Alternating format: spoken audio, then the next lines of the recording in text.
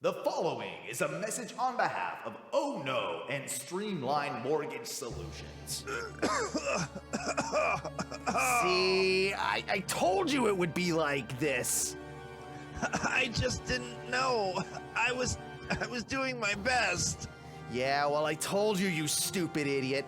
If you wanted a good rate on a mortgage or wanted to explore the super low interest rates right now, you should have called Streamline.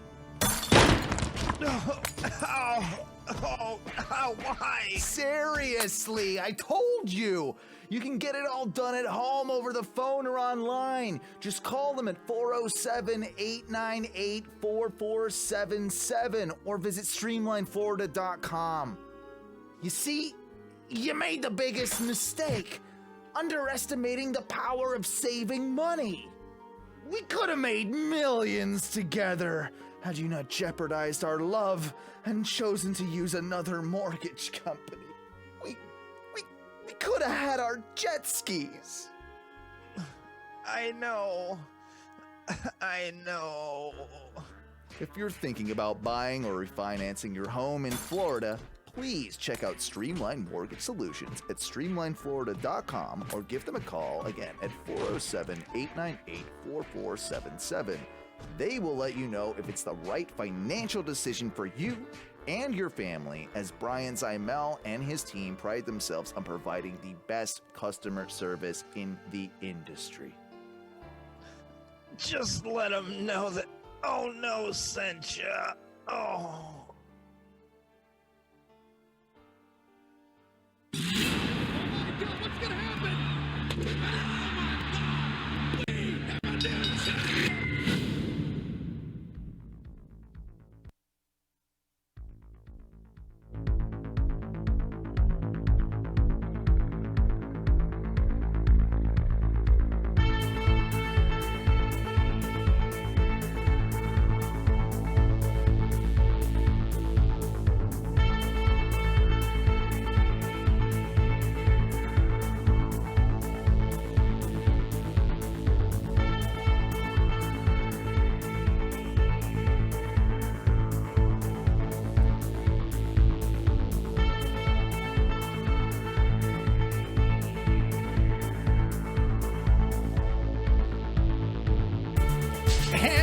Welcome back once again to another edition of the Oh No Wrestling Podcast.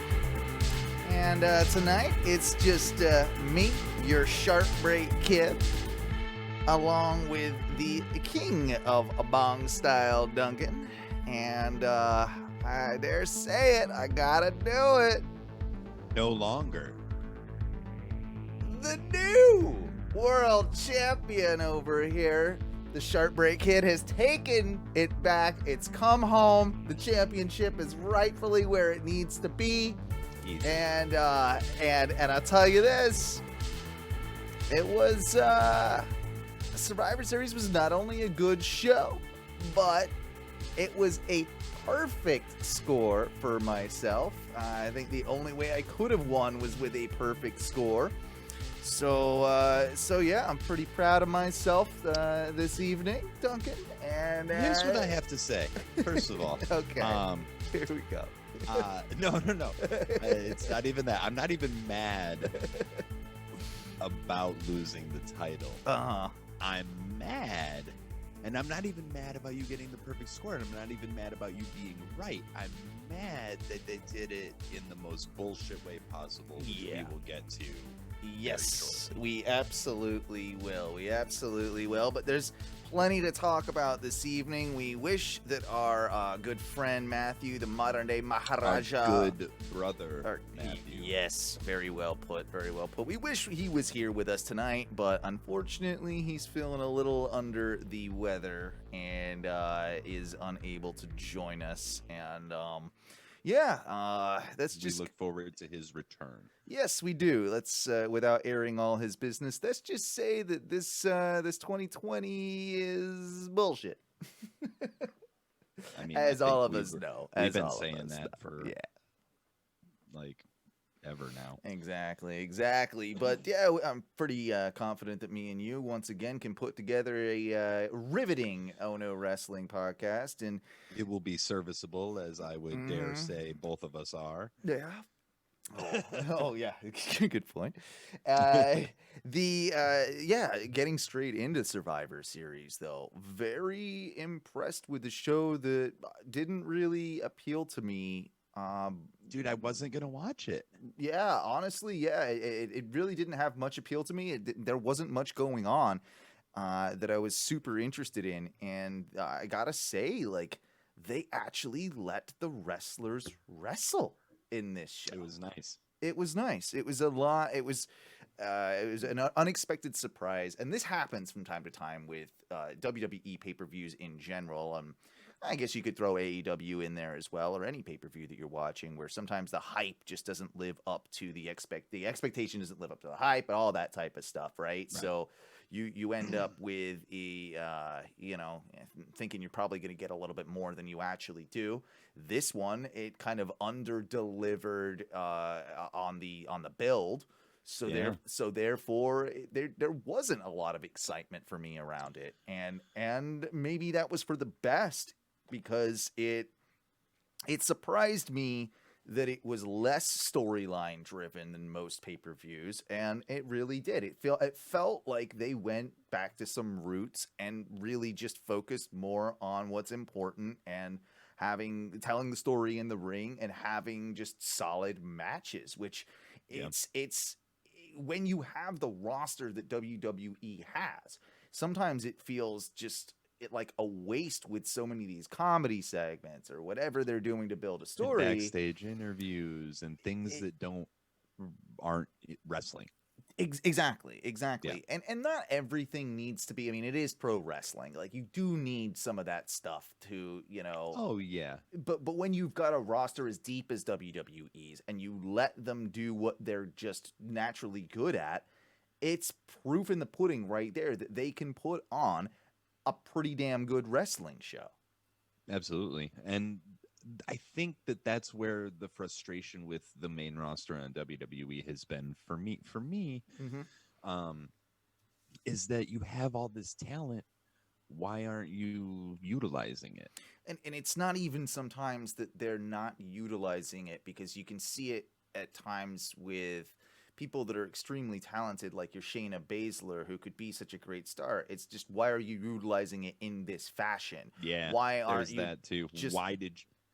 Just let them do what they're fucking good at, and everything will fall into place. That's why NXT is so good, is that they play to the strengths and they hide the weaknesses.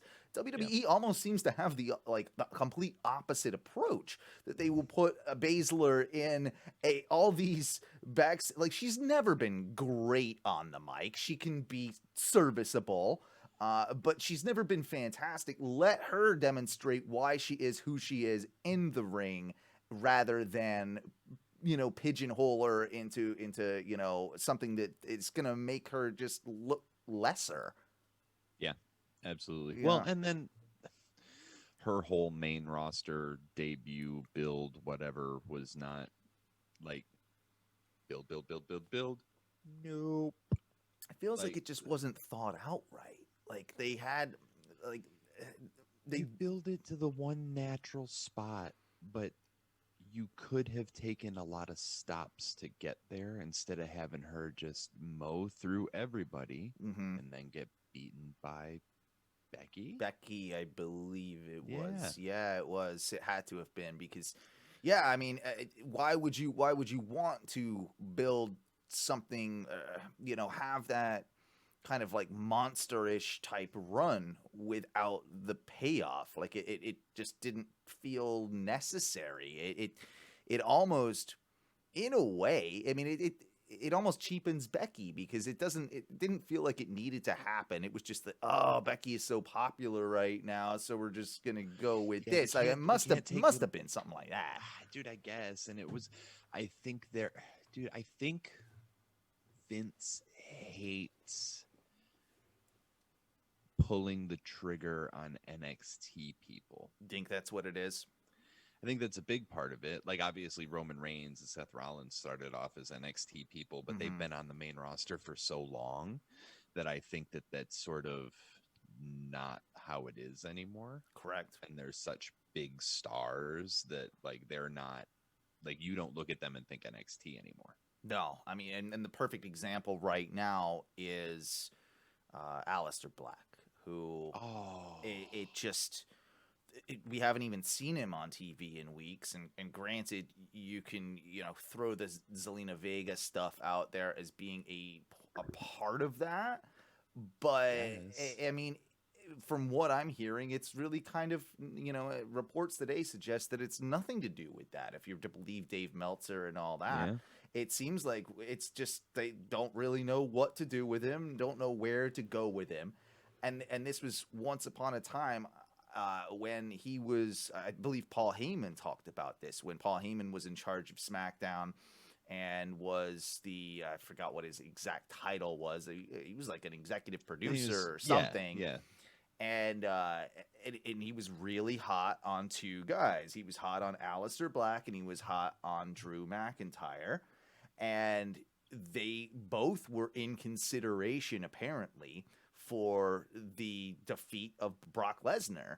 And like, what a world of difference it would be today if Aleister Black had been that guy to take out Brock. Like, I've loved the stuff with Drew. I think that Drew has been great as a WWE champion. I think he's really come into his own, especially in the last like couple months even. But I don't know. Like, Drew needed it, but I think that it would have been. Oh man, I honestly think it would have been better if it was Aleister Black at this point. Instead, they took his eye out and fucking made him weird. And then he turned heel again. I guess he's heel now. And dude, he's got nothing. He floated the idea of going back to NXT. He didn't ask, from what I've read, is he didn't ask to go back to NXT. He was just backstage, and he's just like, well, maybe I could go back to NXT. Maybe this would be better for all of us. And they were just like, yeah, no, probably not. Which is understandable if you've got plans for somebody. Sure. But if you don't have plans and you've got nothing for them to do, I don't see the point in wasting their time when there are holes in NXT that he could easily go back in and fill. Yeah. And right now would be a perfect chance for him to do that. And it doesn't have to be for forever either. Like that's the thing with the whole brand split mentality is they feel like once it's done or something. Like, yeah, but that's clearly not the case because pretty much every year we have a draft or, some sort of weird brand renegotiation, super double secret probation, like whatever. That gets annoying. It does. Right? Like it does. The ping-ponging of rosters, and it's just like, okay. Because I forget, I mean, it takes a long time for you to remember who the hell's on what brand, I have to look it up every time we're legitimately trying to talk about it, and I always have to look it up, and I'm just like... Pretty much do too, yeah. Yeah, I'm like, I don't know. Do you think that, like, in respect to all that, I personally think that we will see a day. I mean, we've talked a little bit about this, I think, on the last show, but I do think that eventually we will see a day where Finn Balor comes back to the main roster. I don't know that he's NXT forever now, but it's serving him quite well being there. Right. Do you think? I mean, I don't know. I don't think forever. Ever. I don't think forever. No. But I don't know. Where does Finn go on the main roster? Unless you give him a real serious push, and it doesn't even need to be Universal or World title. It could be a really just lengthy, solid run with the IC or something like that.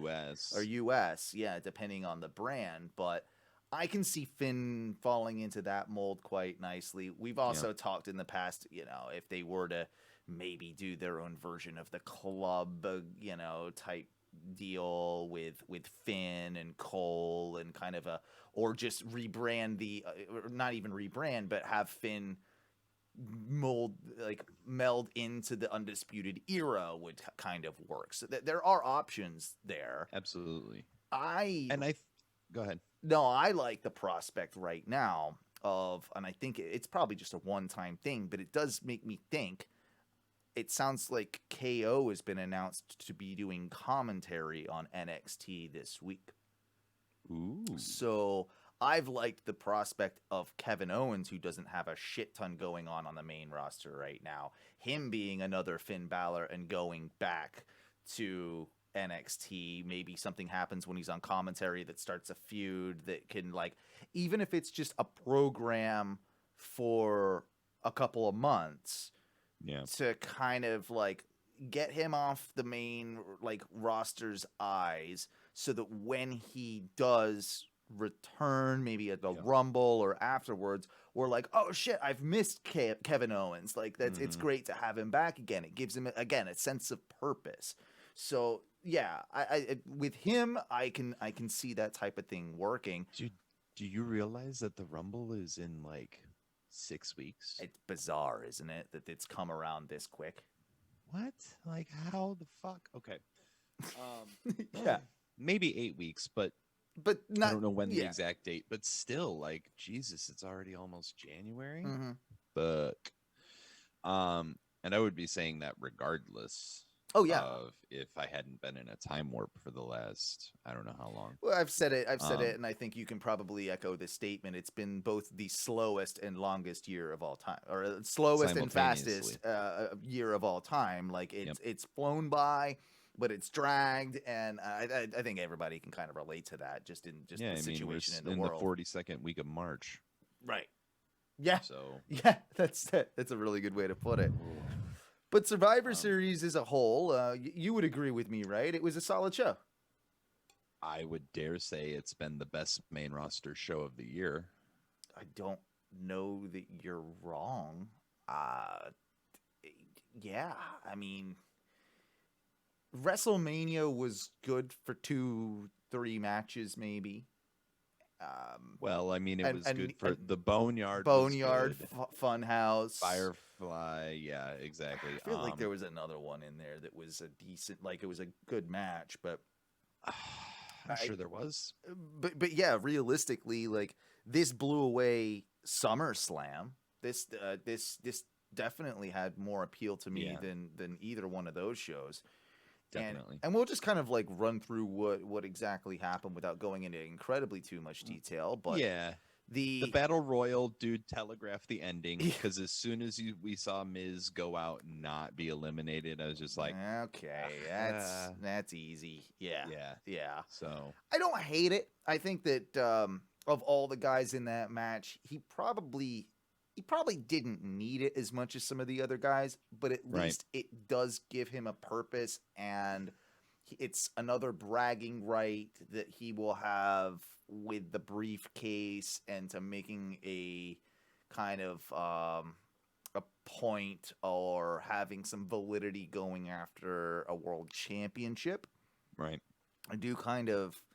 I feel that, in that way it was decent, but I kind of wanted to see, a Chad Gable or... I think we were both pulling for Gable. Yeah. If Aleister Black was in the match, he would have been a perfect candidate for somebody to win something like that. Why was he not in there? That's a very good question. And I think we were both dude, I would have loved to see Ricochet or Angel Garza win that. Guys that are poised for something. You can see that they have something that they want to do with them. Maybe more in Garza's case than Ricochet's, unfortunately. Yeah. Well, dude, they squandered Ricochet with that Brock Lesnar thing. Yeah, that's kind of what happened, isn't it? Yeah. I hate to say it because I fucking love Ricochet. No, I know. But that was sort of they're just dude, they should have had him be the next 1-2-3 Kid. They made a big mistake of overusing the superhero type thing. Yeah. That got a little old, and I don't know that he suffers from not really having a character on TV. Like it's just You're not wrong. it's a good you're just a face. Like your character is that you're a face. And Because his character used to be that he was super athletic and look at all the shit he can do, and they don't let him be in matches and showcase that stuff with people who can show it off with him. Mhm. So what the fuck do you expect? Like you build him up to be a superhero, but then you don't let him show off superhero like abilities. Yep. Yeah, it's pointless, but Yeah. overall a good kickoff show, A like serviceable battle royal with no consequence. I said this to you though before, and I do wish that these battle royals that were on, especially like if it's on a Raw or a SmackDown, I kind of get a little bit more. It's maybe a little bit of a filler of time and a way for it to get some exposure for guys on TV. And I suppose they see it the same way with this, but I like when a battle royal has a like definitive some stakes to it, that the winner will get a title shot when or a like even a bullshit trophy. it's something, just something, yeah, just to him a not green make belt. it, because it feels lazy. It it's It absolutely feels lazy. I'm sorry, I have to. My back no, is- do what you gotta do. Do what you gotta do. Stretch out, buddy. Yeah, like I would have loved to see, dude, of the people that didn't need to win that match, like the Miz didn't need to win. I get it. He's a sneaky heel. We all know that. Like, And he already has the briefcase. that's what I'm saying. If the Like, it Miz doesn't, if the Miz was in the match, he probably needed to win it, but the Miz didn't need to be in the match at all. no, he could have just been teasing the fucking Mhm. the cash in all night. And it And- took away for me. I don't know if it felt the same way for you, but when he won, I'm like, well, there's no way he's cashing in tonight then, because he's Right. already had his spotlight on the show. Like Yeah, he had his moment. He had his moment. No, I pretty much knew that was going to happen. It would have been the perfect time to, though. It would have. Which we will get to that. 100%. We also had okay. on the kickoff show the Gobbledy Gooker become the 24/7 champion. Do you mean the Gobbledy Gulak? The Gobbledy Gulak. Yeah, if you didn't know out there, Drew Gulak was the one wearing the Gooker costume. That poor bastard. No, and here's the deal. Like, in a twisted way, am I glad they kind of paid homage and had, the Gooker there on the 30th anniversary of Yes, it. and they like, didn't bring him out to hold on, I'll get to the bullshit yeah. because I got to talk about it. Okay. But yeah, no, I thought that was a great throwback. Yeah, I I was mean, like, it was smart. It was just it was done in the right place in the show. If it would have been done with any, like, on the actual main show, They they had him lose it on the main show. They did, but primarily this was an R-Truth kickoff show moment, and I'm fine with it. I feel bad for Drew, but He got paid. He got paid, and he technically, I mean, I guess not in kayfabe, but he technically has another 24/7 championship There you go. win. So there is that, I suppose. Fuck it. Yeah, I mean, it was a funny little thing. It just needs to be the R-Truth title. Like, that's really all it needs to be. Like, just retire it. At this point. It's never going to be better than what R-Truth has done with it. No, I mean, yeah. I do like how you just have random people win it here and there, like Tozawa with the ninja ref. Okay. And then that fucking birdseed shot looked like it sucked. Yes, it did. I'm like, Truth, what are you doing, man? I know Tozawa's not that big, but like, you could fucking at least like not try to fucking injure the guy. Like came down on his shoulder and shit. But yeah, that was, I don't know. It sucks for love Drew, R-Truth. especially a couple months ago, as you pointed out dude, in our yeah. chat, that he was having just like banger matches with Daniel Bryan, and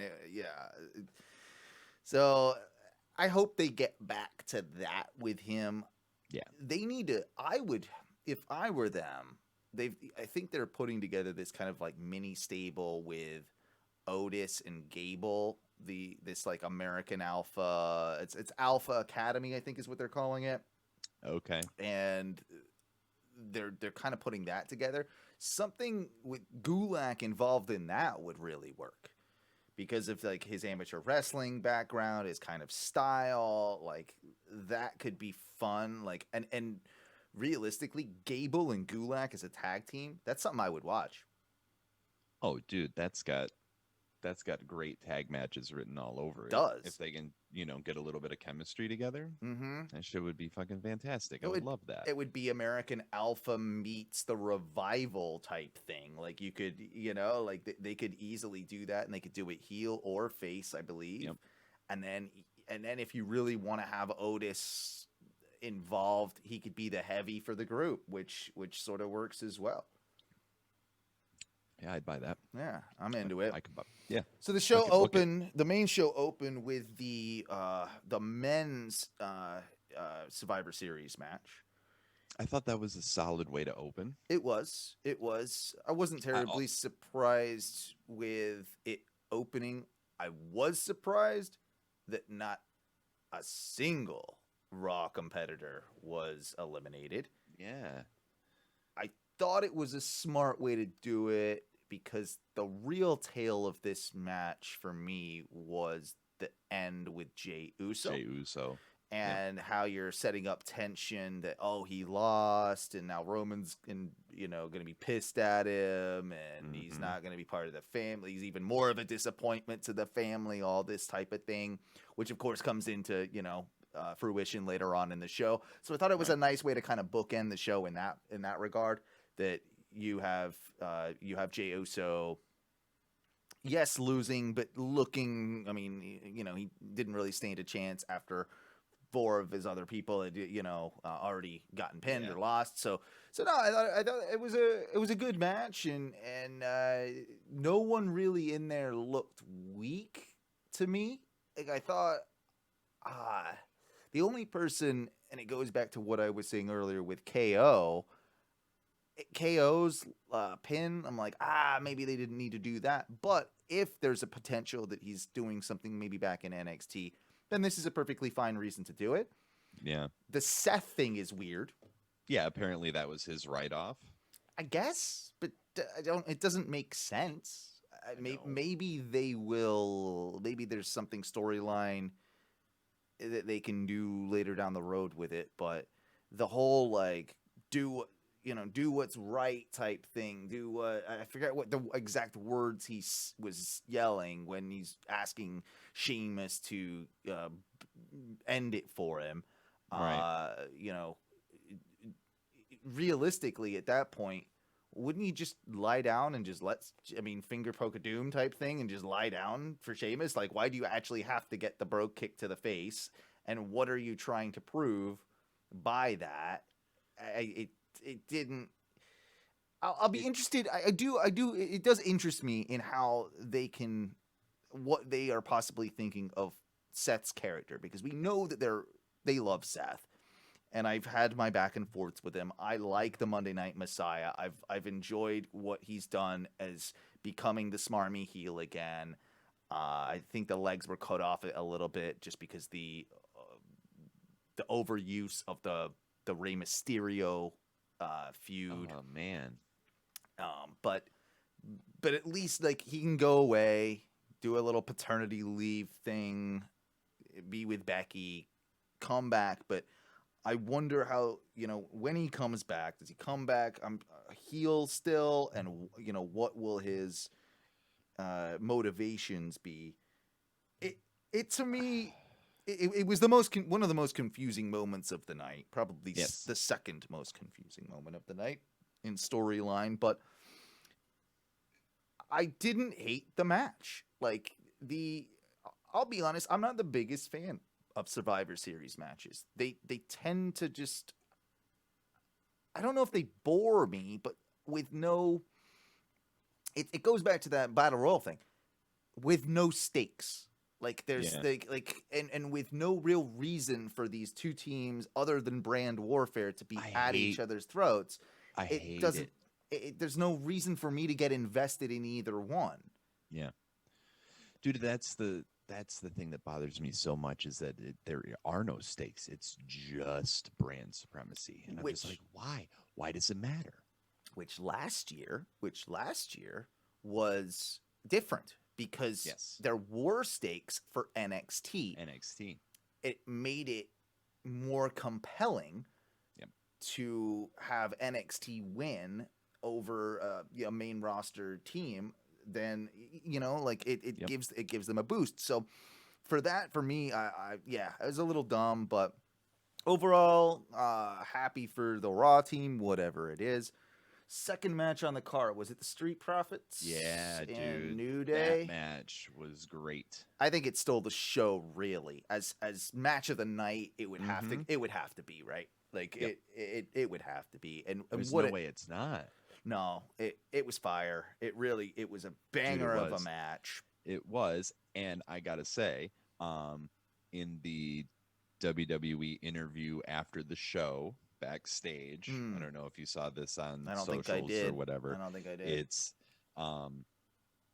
Kofi and Xavier on one side of the training room, and Dawkins and Montez on the other side, and they're like, Xavier gives them a New Day shirt, and he gives them, but Dawkins is wearing a shirt that homie fucking designed. Oh, the same at- one that like the same designer as the one the not shirt this you're wearing. one, but same at designer. badstreet.usa on Instagram. Oh, cool. Give him a shout out. He's like does like limited run like punk rock and like sort of counterculture influenced wrestling shirts. So like mashups almost on t-shirts. Mash it. Yeah. So yeah. like that Chaos New Japan crew shirt that I have, and you know the Prince Devitt Bullet Club shirt and all those, like, so it's one that is based on Cheech and Chong's Up in Smoke, Oh, that's cool. and it's Dawkins and Montez rolled up, and it says, you know, Street Profits, we want the smoke. Uh-huh. And Dawkins is wearing that shirt that Akeem Young, good friend of the show, ordered for them. And Oh, gave to really? them. So yeah, like I was like, bro, check that's this out. So that's like dope. That's dope. all comes back to ONW. It does, baby. Yeah, but I mean, for me, I knew that. I knew that Montez Ford was, and I still believe this. I think he could be a world champion one day. I think that guy's going to be a standout star on his own and a singles like force to be reckoned with. And I've always kind of known his talent and how good he is. And I'm not gonna lie, I've always maybe kind of looked at Dawkins as being the lesser of the two, who's Marty of the maybe two. riding coattails just a little bit, but he impressed the fuck out of me. Bro, in that that's match. like I was gonna say, in that match you really can't even Nope. like, dude, he showed another level in that match. Not only in his in-ring work, but his character work was Yes. incredible. Like Yes. that's where it got me the most. He also pulled out some, I don't even know what to call the move that he called it. It was almost like a twist of fate, like sort of like it was a Yeah, like I've dude. never seen it before. I don't think I've Nope. seen it by anybody, and it was great. Like I'm like, that could be a straight up finisher for somebody if you needed it to be. So kudos to them. I think the right guys did win. I think that New Day giving them a rub was perfect. Yep. And they don't need it. They're iron. They're indestructible at this point. Like New Day? Yes. Yeah. Dude, did you see their entrance? Dude, the Gears of War shit. Amazing. Yeah. They're like, by the way, we're in Gears of War. I was just like, well done, Well done. gentlemen. One of the biggest Well video done. games on planet Earth. Yeah. Yeah. Yeah. Fucking PlayStation 5s are sold out. And if you don't got one, you don't got one. Don't get robbed by somebody buying one from a scammer. Yeah, no kidding. No Um, kidding. But yeah, dude, definitely match of the night. Match of the night for sure. Yeah, then you had what, Bobby Lashley and with the rest of the Hurt Business with Yeah. Sami Zayn. Yeah, and I just love Sami Zayn. The work that he's doing with that character is phenomenal. He cut a promo after that match, which if you haven't seen, go and look it up. It really just reaffirms why you should like Sami Zayn and how good he is. And the whole match was almost really, the match wasn't as good as his promo afterwards. But I get why they did things the way they did it. Sammy doesn't look particularly too weak, and I don't think it makes too much of a mockery of him. I like all the stuff of like, oh, he tripped me, and that whole thing. Oh, dude, I loved him playing that role. Like that was great. Like trying to get a DQ and just anything like that. Like, but the Hurt Business played their role perfectly. I think I like them a lot more than I did at the beginning. Like that stable is working for me. Yeah. And I would support them even growing it as well. Yeah. Dude, it's definitely one of those things where when they first formed, I was just like, And now, like you say, it's definitely grown on me. And I'm just like, oh, I like the Hurt Business. MVP is a big part of that. Dude, and when MVP came back, we're just like, yeah. Oh, come on. Like, is he really that big of a deal? Like, do we care? Like, dude, no, not really. Yeah. Really good. He's really good. He's killing it. And they needed something to elevate Lashley as being a real, not only a real threat, but someone who we can buy as a top guy. Yeah. And this is a great way to do it. Like he's been a great mouthpiece for him, and I mean Lashley has been a world champion before, but it's nice to see him do this like reestablishment of what Lashley is. I don't know that I ever want to see him as a world champ again in WWE, but I don't. Where he is right now is perfect. It's that upper mid Carter level, like that. Well, and that's the thing is, I don't think I need to see him as world champion, but he can be a contender. He would have a great match with Drew at some point if he were to lose the U.S. title, and then he was challenging for the world title, and he would be a great in between person to have that match where Drew's probably not gonna lose to him, but can still. Both of them can look legitimate. It's a legit opponent that you believe in. I mean, just the guy's chiseled out of stone. Like the thing. I mean, just look at him. Like he looks like a pro wrestler. His traps are bigger than my biceps. Yeah. Oh yeah. Well, his traps are bigger than my arms. So his traps might be bigger than your chest. That's fair. His neck probably is, but yeah. Jesus. Yeah. No. So I enjoyed the match. I thought it was realistically. That was it was probably the worst match of the night as a full match. But it still wasn't bad, and it still had a good story to it, and it felt. Honestly, I think my least favorite match was the next match. Which was what, Asuka and Sasha. Asuka and Sasha did fall a little flat for me as well. It was good. It wasn't great. It was good, but I feel like it's something I've seen. But I felt like I was watching the same match that I've seen before. The biggest problem I had with it was a little sloppy.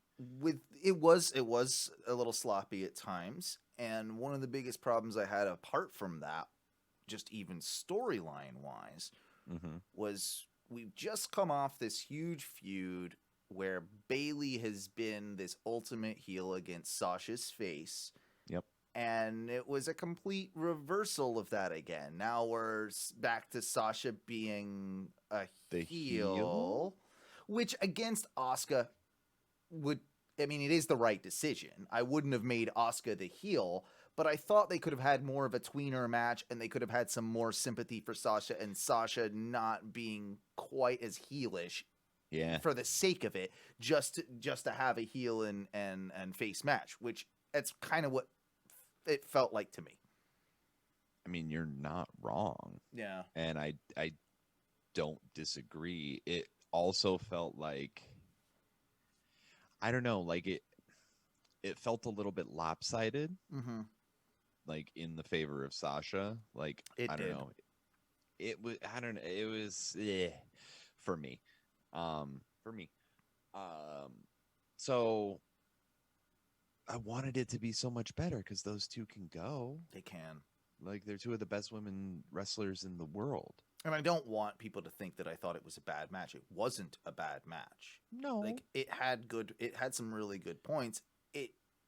It was just probably the least interesting match of the night to me. Yeah, it almost lost me. Yeah. It did. But- So, because like Lashley and Sammy was fine, like it was a whatever match, but like it went the appropriate amount of time. I Mhm. think that Sasha and Asuka could have. Might have been Gone. 5 minutes too long. It just felt like they were trying to cram too much shit in, and then it just made Sasha look like such a fucking like domineering bitch in the ring. Mm-hmm. I'll be That- interested to see now on SmackDown if they go back to her being a face or if she's continuing to be a heel. Like, what do they do Yeah. with that? Because you've kind of... I hate when characters flip-flop too much. Like, it's Is fine. she going to be like, yeah, like Big Show's a joke, right? Yeah. Like for a reason. Big Show and Natalia would be the big two. Oh yeah, Yeah. yeah. Natty's always fucking flipping. Mm-hmm. So, yeah, it wasn't. It was my least favorite match of the night. I think that's probably fair. Fair. Yeah. Like, was I think I Lashley- enjoyed. Yeah, I think I enjoyed the Sammy match just because of Sammy being Sammy. I think I enjoyed Right. that match a little bit more and the character work with it. But Yeah. yeah. You're probably right. my least favorite finish of the night Oh, is in this match, right? The next one. Mhm. Mm-hmm. Yep. Yeah. is in the Raw Women's and the SmackDown Women's Survivor Series 5-on-5. Yes. Which And- was a really good match up until the Yes. finish. Up until the last 2 to 3 minutes, it was pretty damn good. Like there were some Yeah. really good spots. I think they did a couple things well. Before we get into the bad, let's talk about the good. Yes, absolutely. Bianca Belair got a wonderful spotlight. She's a fucking superstar. She's a future Like, she future champion, is- 100%. Absolutely. And like she never got it in NXT. Nope. And We even She- said back when she was NXT, like, oh, this is a main roster performer. Just the Yep. like everything about her, like she, much like Elias on the men's side of things, like he's just built more for the main roster than he is for the indies or the NXT crowd. right. Bianca Belair is that for the women, and Dude, she, she's a true athlete. oh, though. she is. She really, know, she's spot like, on. Like she's so I've fun to s- watch. Dude, like she posts stuff on her Instagram that's like her old track videos and stuff, and Yeah. it's like, God damn, She's the like, real deal. She's the Su- real deal. She could beat either Yeah. one of us up. No problem. Dude. beat either one of us up. She could probably outrun me in a car. It's impressive, and the fact that her and Montez what is sex like with those two? Like they're probably like just bouncing around the bedroom. I mean, I hadn't really thought of it now you have. until now. Now- But thanks, Yeah. asshole. Dude, I don't know. That's just like the two of them are ridiculous athletes. Yeah.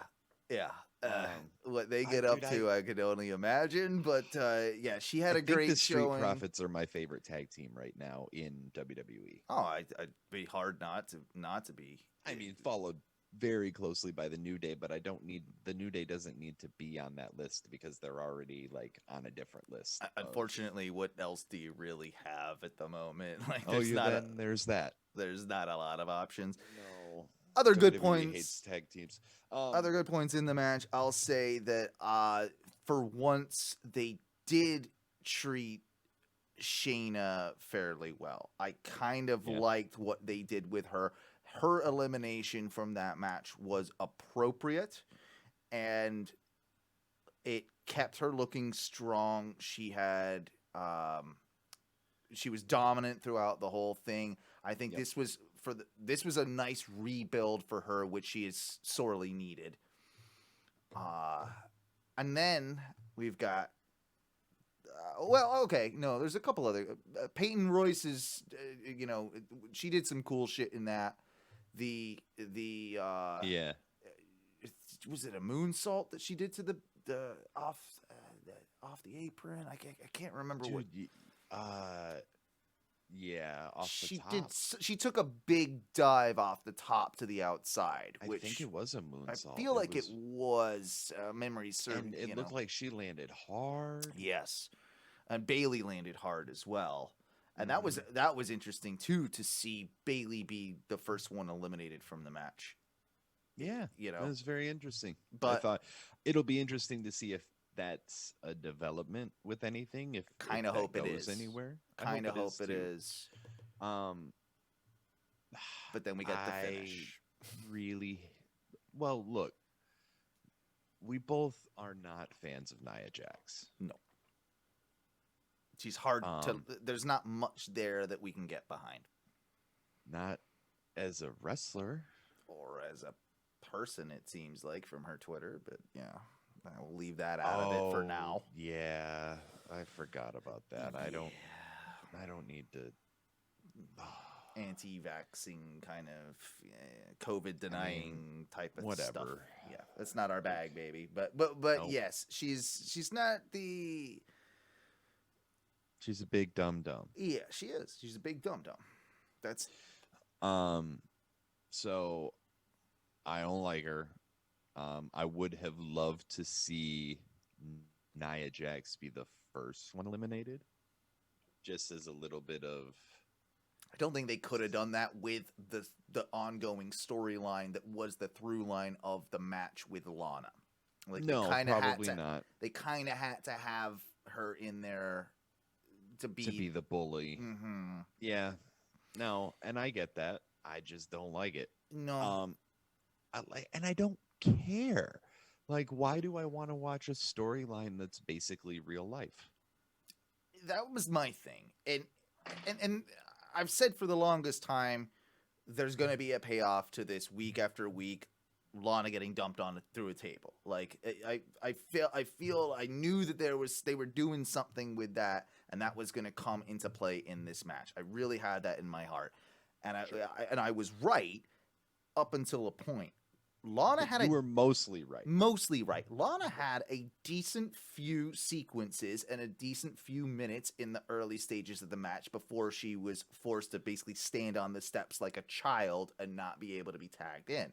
Now, whilst I agree with kind of what the result was, I didn't agree with how they got there.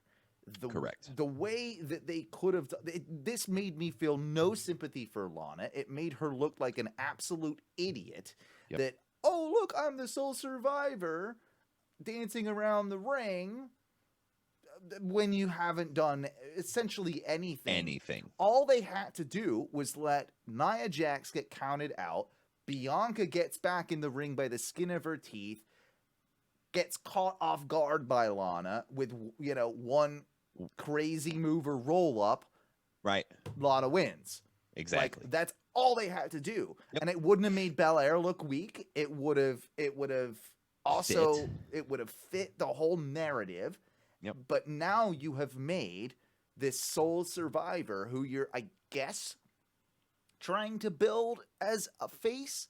You've made me not like the face. Exactly. And they just put out that chronicle about her, like the whole, like that WWE network I special. haven't seen that yet. I haven't either, but basically, like, they were hyping it up during the show and like, oh, this is the struggle that she's had to deal with to get here. And I'm just like, okay, so if that's the case and you just spent an hour-long documentary building her up to be like this underdog that shouldn't be, like, why do you make her look like a complete and total twit? And that sucks because I credit where credit's due. I think she's been working her ass off to get better. Yes, like she absolutely was night and day in those few minutes like that we saw her in that match. Her fault. No, it's not. She wasn't the one that booked that finish. No. But you didn't need to have a double count out. Like, you could have had a roll-up would have actually sufficed in this situation. And how often do we hate roll-ups? But it actually would have worked. I really wonder if it was a botch and if only Nia was supposed to go over the railing. That would make a lot more sense. And then Belair was supposed to get back in, and that exactly what I just said was something like that was supposed to happen. But that's pure speculation on my part. For their sake, I'm gonna hope it was that case, just for the writing and the creative direction of WWE. Do I think that's probably the case? No. No. I think it was intended to go down exactly as it went down. I think it was too, and that's why I'm annoyed. Yeah, and fair enough. You should be. Yeah. Then we get into the final match of the night. Sleeper match of the night.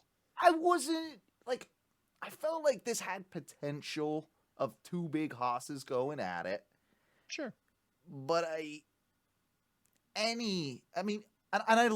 like Drew, and I'm really into this new Roman, but neither of them wrestling excite me particularly. Like Drew will hit a few moves in a match, and I'm just like, oh fuck yeah, that's badass.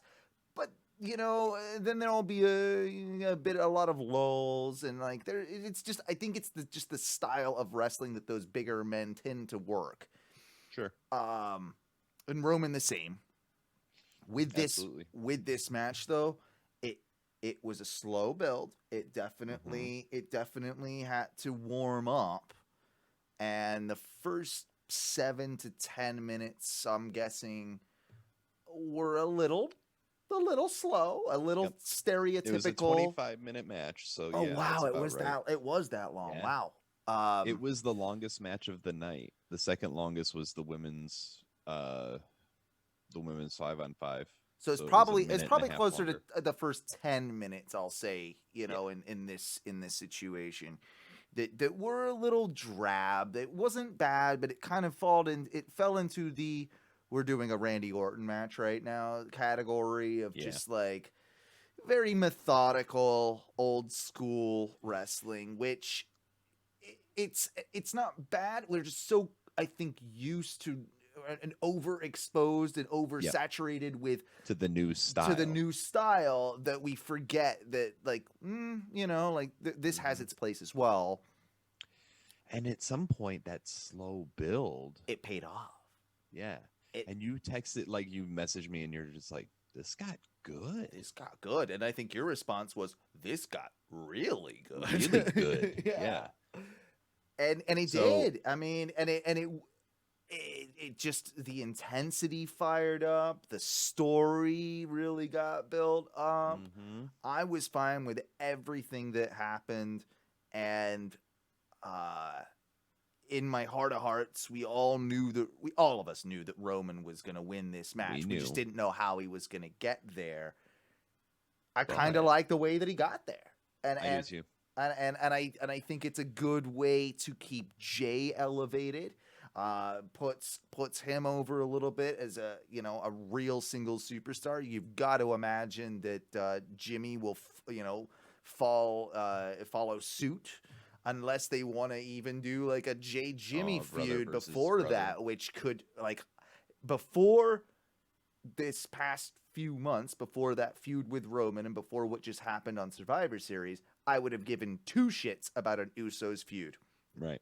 Now, I really want to see that. You can have the light and the dark Usos. Like, you can have, like, there's a lot of stuff that you can play with there. Absolutely. And I think that the Usos are established enough as superstars that people are going to buy that. Mm-hmm. And people are going to, like, believe that. But Did you do that on purpose? I did. That's good. I like that Roman was cheating. Yeah. We've never really Like, I like seen that before. No, he was being an actual heel. Yep. He low blowed. Yeah. He low blowed. He had Low blow into a super kick into that triangle guillotine hold of which whatever I'm he's got. so happy. I love it when heels use submissions. Like I much prefer. Like that's really, I love that guillotine so much more than a spear Superman punch. I mean, like and you don't have to not do the spear and Superman punch. You can still do that. They're just setups. But they're setups to the guillotine, which that was the right way to go. And what was brilliant about it was that Drew never tapped out. Yep. He passed out. Much in the same way of the Eddie Kingston, John Moxley match a few weeks back on AEW. I think people are starting to lean on that finish a little too much.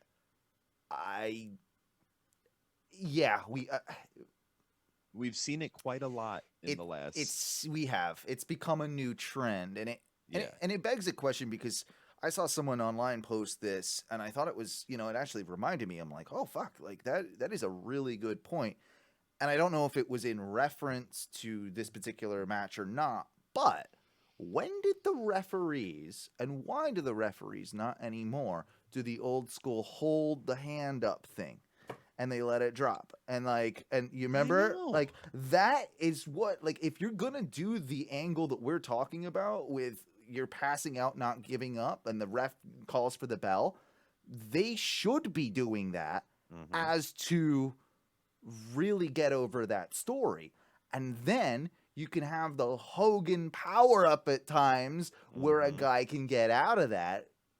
It would reinforce what they're trying to do. I don't really understand why that's gone away, but I don't think I've seen that in a major wrestling promotion I can't even fathom how long. I mean, it's gotta be. I really couldn't tell you. Ever since I got back into wrestling like 6-7 years ago, like I haven't seen it.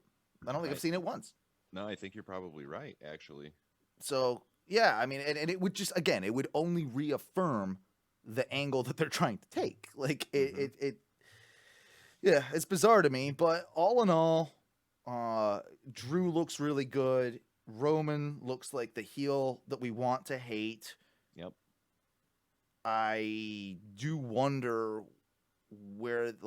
who Roman's next opponent would be. I have a feeling where it's going with Drew, because there's been some kind of leaks about that for TLC. It sounds like Drew is going to be fighting Braun Strowman. Like they're building for something there. You mean Braun's not suspended indefinitely? Yeah. Kayfabe, he's suspended, by the way, if you didn't know that. Suspended indefinitely because he attacked Postman Pierce. Oh, leave Pierce alone. I like Pierce.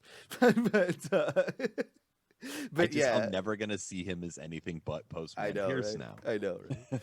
so yeah, I'm not thrilled about Braun versus Drew. I feel like it doesn't seem believable that they would put the belt back on Braun after this build with Drew. So it just kind of takes me out of it a little bit in that regard. Yeah. But where do you? Because I'm kind of at a loss. Like, where do you see the Roman thing going? I got one possibility, but I don't want it to be the Fiend. No, well, the Fiend just attacked Randy Orton. No, he's on Raw now too. You're right. So that's probably not going to happen. So which is good. I'm okay with Fiend and Orton doing a thing. It keeps them both out of a title picture because neither of them need it. Right. The only one that I can think of with Roman would be D-Bry. Ooh. I think I read that. Did That I he read might- that and I'm just regurgitating it? I might have read it, but I mean, it could be. you know how these things happen. I don't know if I thought of it, or I'm not trying to claim credit for something I didn't think about, but it would make sense either way. There's every chance that like anything that we read or don't read, Yeah. there's that like group think where like everybody on Twitter makes the same joke because it's sort of like witty and topical. So I think that even if I read it and you didn't, I don't think it's something that's like you're not biting. No, I'm not else's trying to bite. idea. It's just it's a natural wrestling thought that you'd have. Yeah, and other than that, I mean, I don't know on SmackDown who you'd really go with, unless it's Big E, but it's too soon for Big E if you're going to actually give him the push. I agree. I agree. And I mean, you look at who was on the men's SmackDown team. What are you going to do? KO? No. Yeah, I don't know. Corbin, Rollins is gone. Otis is useless now. Poor Otis. Well, maybe there'll be something that comes with the Chad Gable thing that they can rebuild. Yeah, I hope hope so. I like hope honestly, so I too. do hope so. Because honestly, at that point, why don't you just like put him back with Tucky and Tucker was upset. Tucker's also a douchebag, and I really wonder if he's going to be seen on TV. Tucky. Yeah. Yeah, he might be one of those that was sent back down to kind of a developmental, like, or... I mean, maybe, or what are they, like, WWE hates tag teams. Yep, yeah, yes, they do. Yes, they absolutely do. Yeah, so the D-Bry and then... Yeah, dude, I guess D-Bry. So D-Bry, you could do... You could stretch that out for a couple months, too. To get him through also, Rumble and stuff, you know. If you tried to, you could build around Roman and the Usos without Roman having to be in a match. Just have him be a figurehead involved. type thing. Yeah, you know what I mean? Like, but the belt's still visible, so he's still the champion. Blah blah blah. What they end up feuding with Retribution or something? Well, no, they're Raw exclusive, so that where was Retribution? Yeah, there's really shit at their like anarchy and taking things over. They're not very good at that. I mean, they just pick the worst times. Like, why are you gonna just pick Raw? You don't want to do a pay-per-view? Come on now. Yeah, come on. Get out of here. Fucking I mean, I candy-ass would be jabronis. fine. Honestly, I would be fine with that for a few weeks, like just to kind of whatever. Like if you had Retribution on SmackDown, like against Usos and Roman, and like just destroy Retribution. Like at this point, there is no saving Retribution. No, so, there is not. Unless you make them a comedy like team, like that's literally the only way that you can make it work. Put them in those costumes that they wanted the Revival to wear. They're in Dark Order territory, is where they're at. Ooh, yeah. That is exactly where they're at. The Dark Order was considered by many and myself to be really cheesy when they first debuted in AEW and a lost cause, and then they turned it around and they made it kind of. It's not it is on BTE, but on TV it's not fully comedic. It just it really like plays it. Yeah, it toes the line of the two. That would be, I think, the only way that you could do anything. Like with, I think you're right. I think the problem is that WWE doesn't have that sort of like BTE like show that fills in the gaps of storylines outside of TV. Yeah, which is a problem. It is a problem. I don't want them to start doing a fucking YouTube show because it would suck. It would. It would be too overproduced, and the guys wouldn't be able to kind of like have fun with it, and that's the whole point of BT. Speaking of overproduced and nobody having fun with it, let's talk about 2/3 of the final segment of Survivor Series real quick. Okay. So the farewell. Okay, let's get the good out of the way first. Yeah, that's always good. Yeah, let's do that. Let's do that. Undertaker's speech, entrance, all of that was fucking exactly what it needed to be. Mm-hmm. The 10 bell toll Was as he knelt in the ring. the hologram or Fuck the off. projection of that's what got me. The pallbearer Oh my hologram in God. the ring as he was doing the pose. I think we can say for sure, without Paul Bearer, Undertaker doesn't get to where Undertaker is. 100%. It would have Right. never worked on his own, and it never would have worked with strictly brother love. Like the Right. pallbearer had to be there as part of the act, especially in Yeah. the early days, because Taker barely talked back in those days. Exactly. Like, and that was part of the allure, the mystique, the everything, and we do have to pay our own respects. I mean, that is. I heard another podcaster say it, and I kind of echoed this sentiment. He made a really good point. He's like, Undertaker is not just the greatest wrestling character of all time, which he is. He's the greatest wrestling character of all Absolutely. time. He is. But the Undertaker, as a character, is one of the most important TV characters and pop culture characters of all time. I agree. That right there is, even if you're not a fan of wrestling, I had so many non-wrestling fans, texting me and asking me, is it real? Right. Is he really retired? Like, is it the end of it? I thought it's wrestling. It can go forever, like that whole thing. And to a degree, they're right, I suppose. But no, I mean, there is a time, and it was the time. And I think you would agree it was the time. I think it was the time. Yeah. Having watched the Stone Cold interview after, Mm-hmm. it's just like, I mean, they should have kept the streak going until he lost it to Roman. He was right. Yeah. Brock didn't need it was his whole point in that, right? Brock didn't need it. And he's- Shit, even if he'd have lost it to Bray. What if? Oh, that would have. Yeah, 'cause that would have. The supernatural thing would play into that. Yeah. He was still cult leader Bray at that point. Mm-hmm. Like, he was the Bray that I cosplayed at Access Mm-hmm. at that point. And it was like, I thought that would have worked out so well. The Wayland Mercy Bray. Yeah, exactly. Cape Fear Bray. Yeah. I loved it. Yeah. The video package was awesome. I didn't hate all of the legends coming down to the ring. No. I didn't hate but- that, but it was very bizarre that they all just disappeared without saying a word. They kind of just came out. Two things about it. Sure. One, why did you bring out the WWE Seniors division in a pandemic? Right. And two, why did you literally just have them like say hello to each other? We know that they were all talking backstage and bullshitting around backstage. So it's just like, why did you not? I don't know. Like, that, just something about that rubbed me the wrong way. Yeah. And then they were gone. And it it gave us those blue balls a bit too.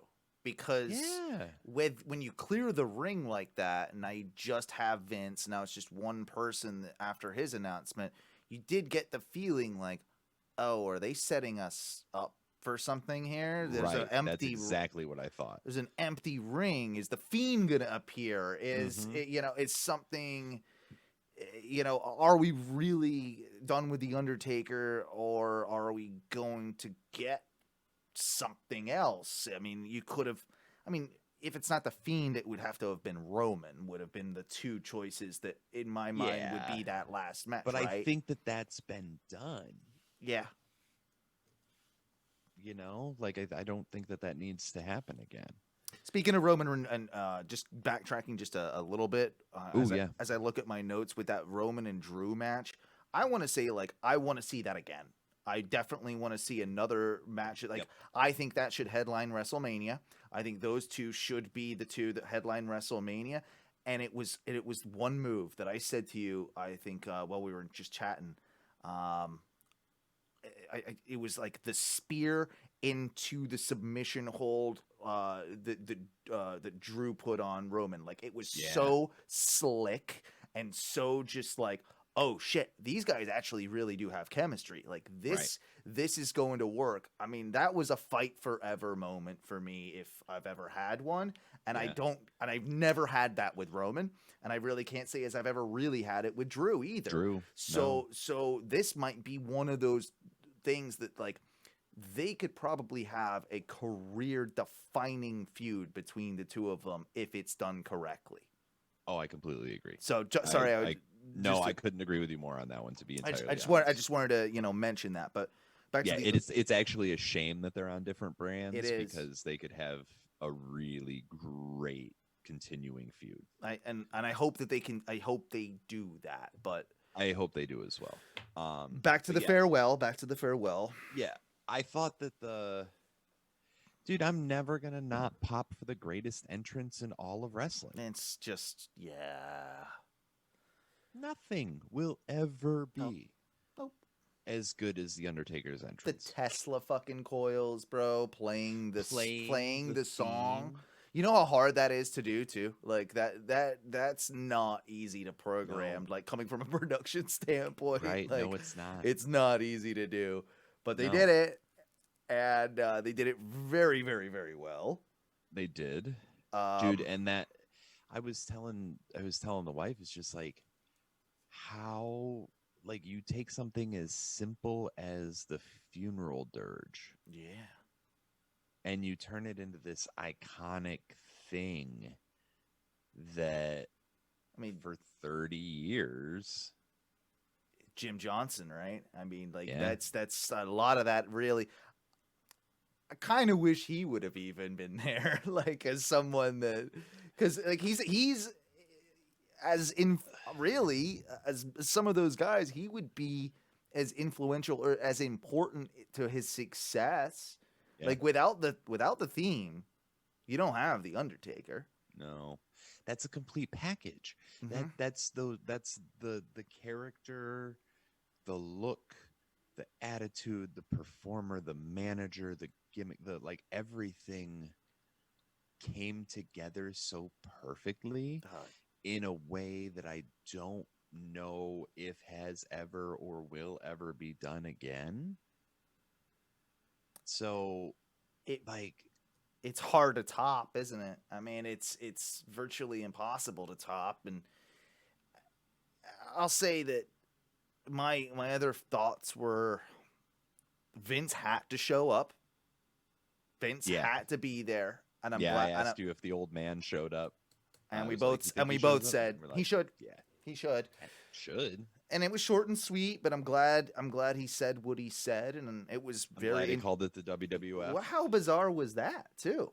Like, So weird. I was like, did he glitch out? We are in an alternative universe. yeah, it felt purposeful though. Like, it didn't Yeah. feel like a mistake. It felt No, he like knew what he was he doing. he meant to say what he said. Yeah. And maybe it was just one of those, like, yeah, enough, like, time's gone by, but for this guy, I can get away with this. And he's Yeah. right. He's not gonna get any shit from the World Wildlife Fund for saying it the one time for this. Like, it's fine.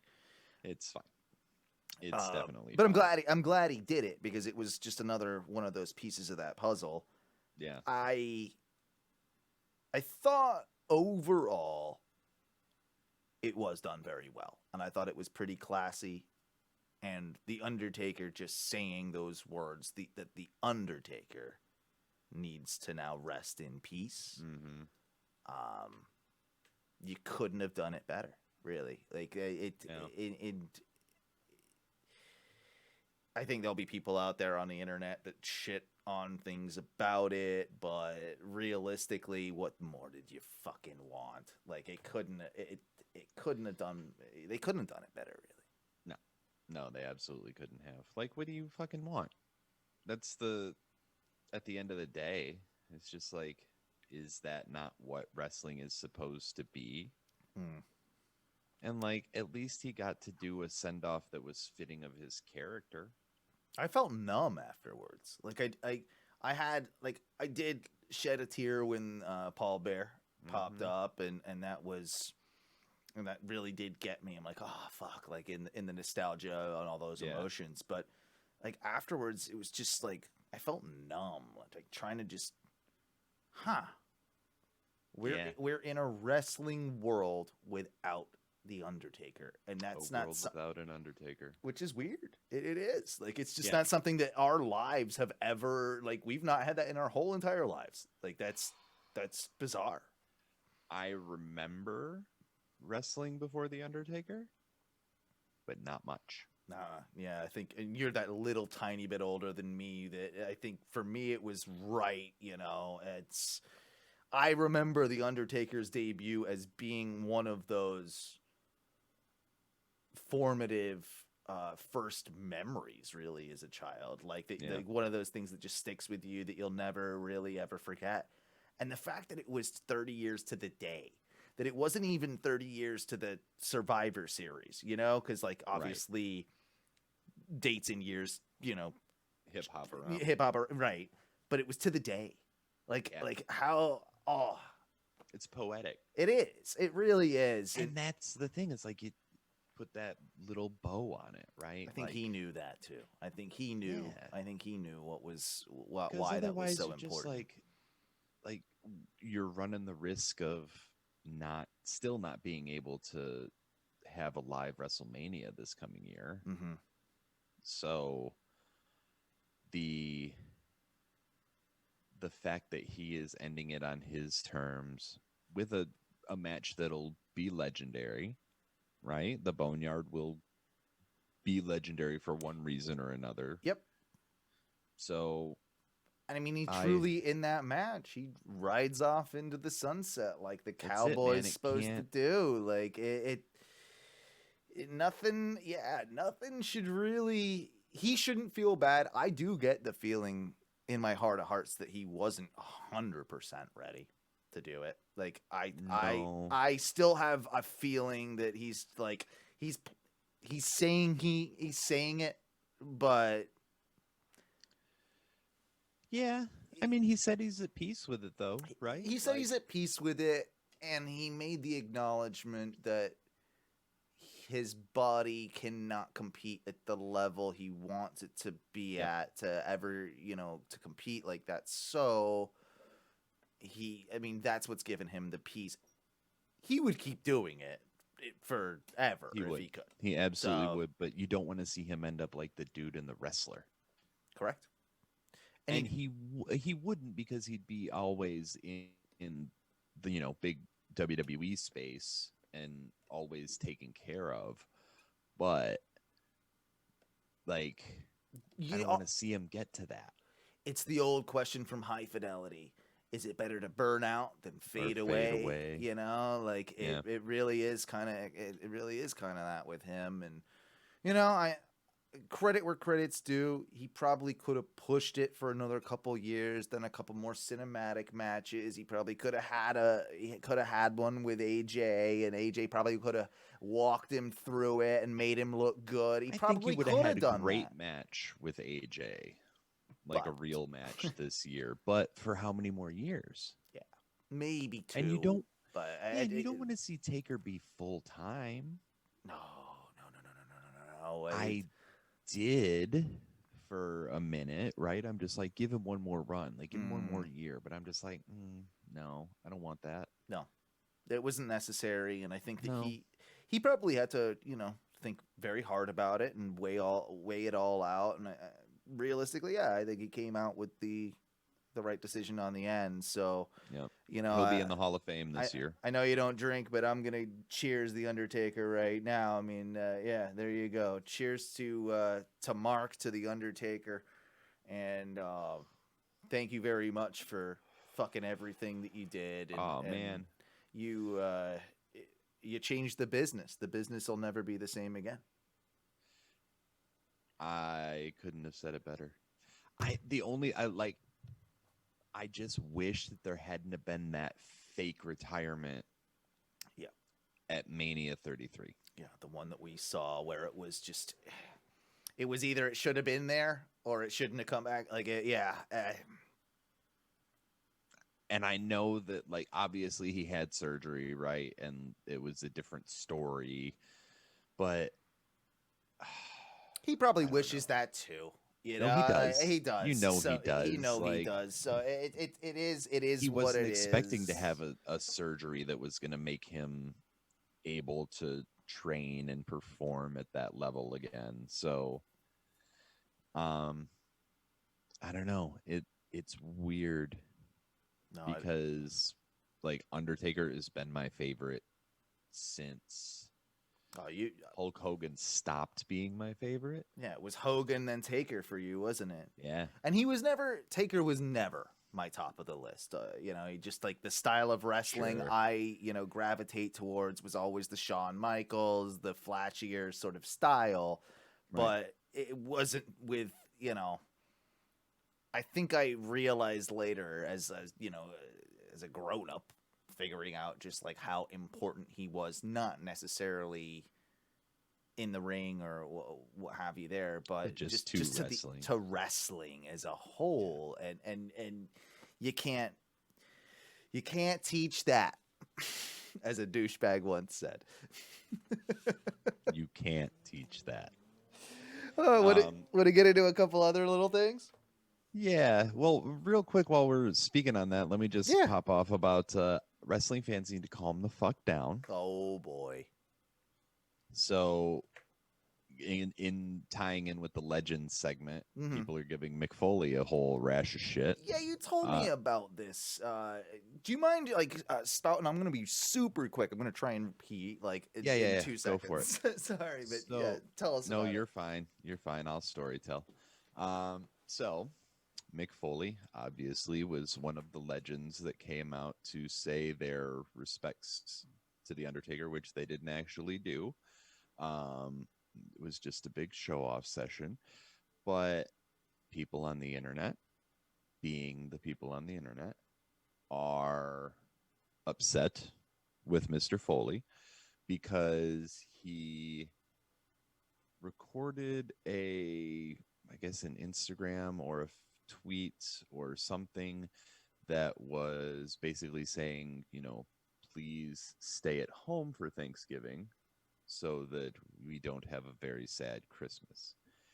And then people are basically saying, oh, says the guy who just traveled to Florida in a pandemic.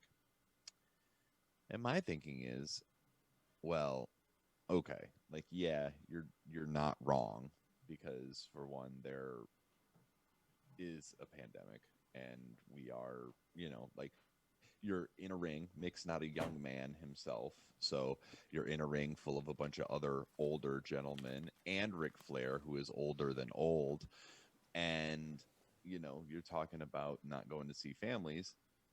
But I think people are unduly upset at him for traveling to Florida when I'm reasonably sure that he lives here. I think he has a place in Tampa, doesn't he, or something? I think so, It because I know might not Noel be his lives here. primary residence, but I'm pretty sure he has a place here that if he was coming, he'd be staying at. And I think that when he was full time with Impact, he had a place down here. It wouldn't surprise me. And I feel like they moved out of New York. Like, Whether or not that's the case, right. I do feel like you have to be realistically, the argument has to be put against the WWE, not Mick Foley in this Yes. whole situation. Because Absolutely. if WWE is doing everything they're saying that they're doing with correct protocols and the taking the necessary steps for safety in this pandemic, which again, I mean, in that regard is slightly questionable at times.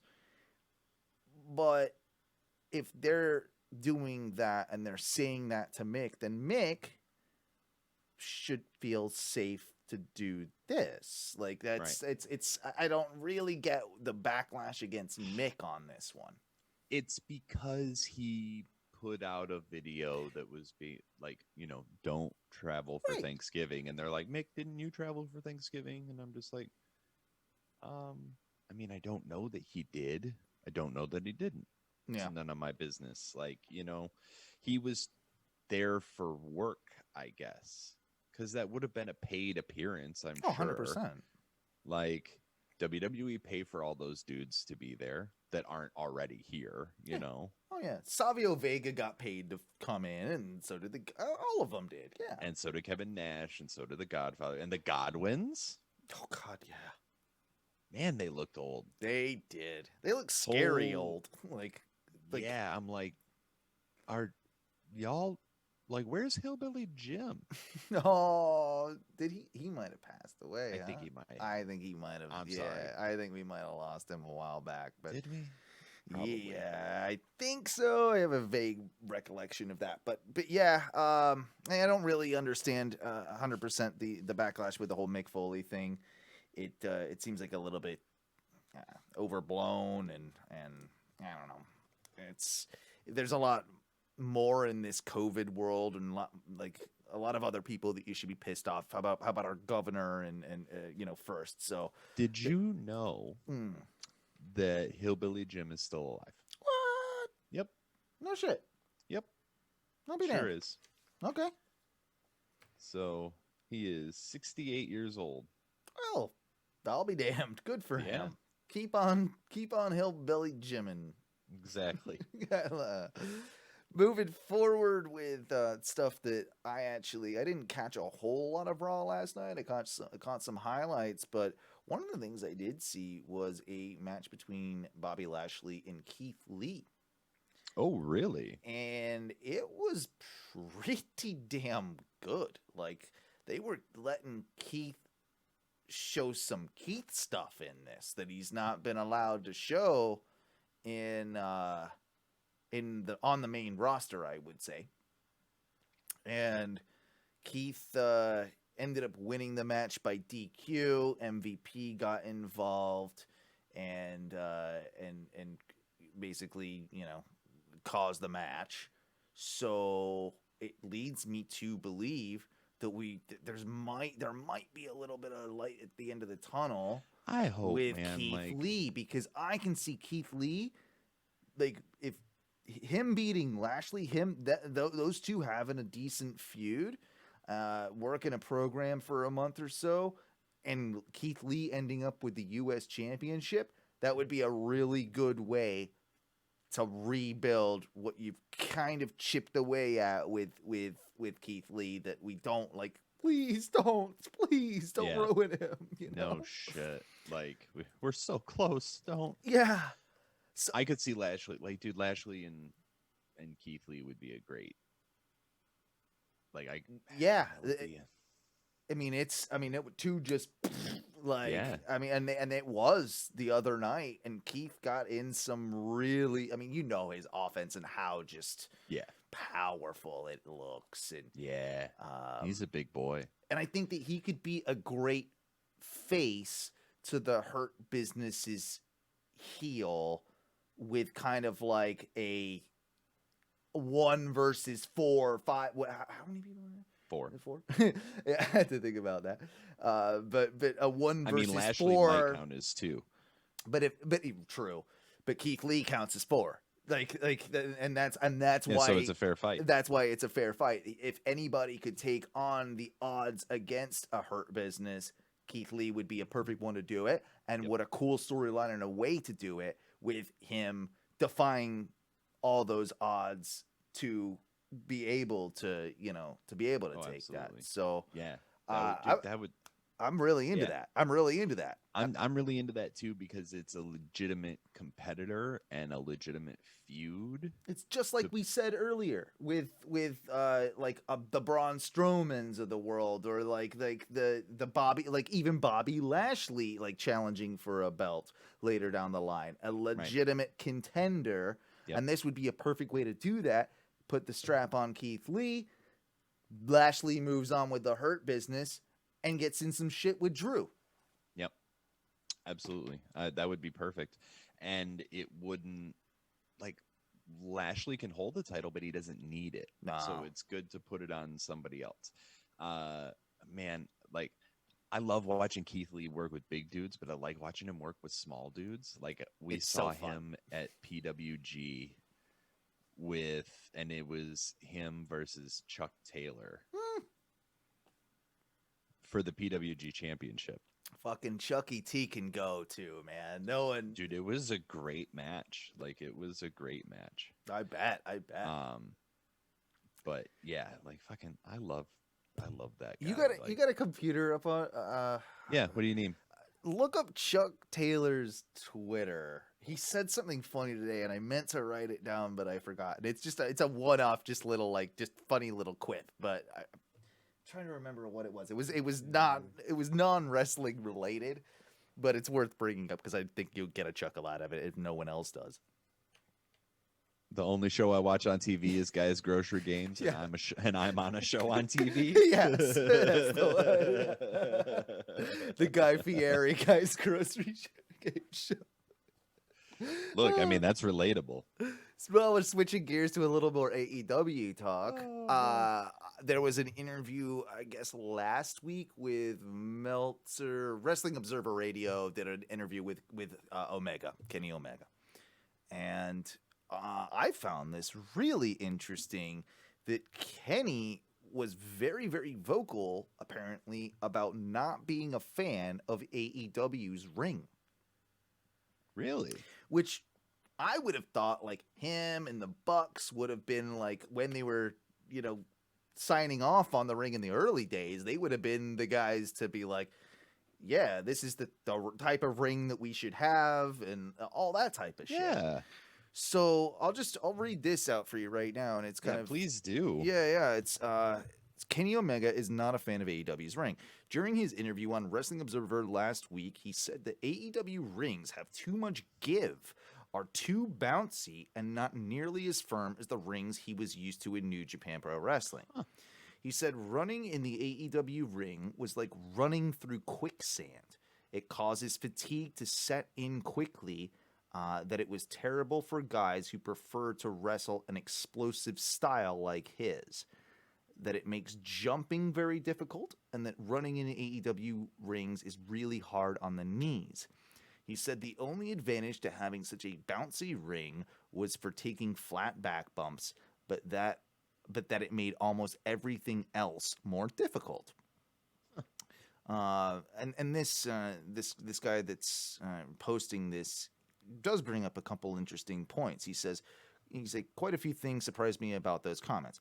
Firstly, that he'd be so openly negative about the ring, which is interesting, right? Like, second, I had never considered that having a less firm ring could actually increase wear and tear on the body. I always thought the firmer a ring mat was, the harder it was on the body. And again, something that I would have naturally assumed as well. I guess apart from those flatbacks and taking like the big, like heavy bumps, power bombs, body slams, all that type of shit. Sure, one-winged angel. Right. That it's apart from that, it sucks. Like for him, like that bouncy, like, and I get what he's saying, like how that could be harder on the knees, especially when you're used to maybe something else. It's like trying to run on a trampoline versus trying to run or on the beach. You ever tried to run on the beach? It's the worst. Like, I mean, first of all, I don't run. I think you know this about me. Have you ever tried to walk? Have you ever tried to walk on the beach and how much harder it is? Yeah, exactly. I do know how hard it is to walk on the beach. It's a pain in the dick in that loose sand, and I think that like that's a really apt comparison. But, dude, I think that first part of that guy's question is kind of where I stand too. That we know how AEW has been very good about letting their talent be a little more vocal about things and then, whatever. But that really does seem to me like I'm surprised he said it in such an open term, like right now, that when he is a member of the board, like it's not like he doesn't. You're an EVP, bro. Like if you don't like, maybe there needs to be a consensus within all the wrestlers, and they try and kind of okay, can we find a middle ground or something like that, or Right. whatever it is? But you would figure if anybody had that pull, It would be him. It would be Kenny. So It's just funny. It's a little bizarre to me. Yeah, and I wonder if because so many of their guys are from the indies, like I wonder if that's more of an indie ring thing. That it's because- softer. Yeah, I mean, I know WWE's rings are notoriously hard, right? Like I've heard that WWE's rings are. So I always thought it was the New Japan ones that were the hardest. I mean, maybe. But I Maybe. remember old interviews with Foley and him talking about is just like, one thing you don't really appreciate when you get here is just how hard that damn ring is. True. He's just like, I was used to WCW and ECW that had a lot more give to them. He's just like, I got here and it was just like taking bumps on concrete.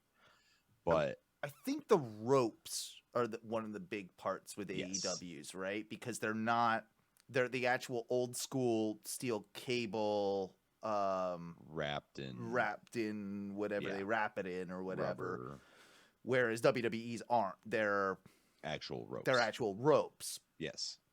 So I can see maybe that's why you've had a few botches in the past, like where guys have gone up to the top, like Yeah. maybe not feeling like the bounce of the rope correctly, like, and maybe that's what he's referring to a little bit there as well. But I mean, maybe. I would have think- thought that would have made it easier. Like that would have made like it better for guys like the Bucks and Kenny to do some of this more high flying Well, I think shit. she's saying that, like, I don't think his problem is really the ropes as much as the actual ring. mat, yeah. Yeah, the 2x4 and Under- the planks underneath the mat. Yeah, So like, that give that it has, just that. yeah. Yeah. So it either needs more like supports underneath, sort of reinforcing it, or you need to use a harder wood, maybe. I don't know, but I don't know. I found that very It interesting. also could be because that ring has been set up at Daly's place outside for. Oh, that's a really good point. That's I a mean, really good point. It's not being packed in a truck. It's not traveling to colder climates where things kind of like condense a little bit. Yep.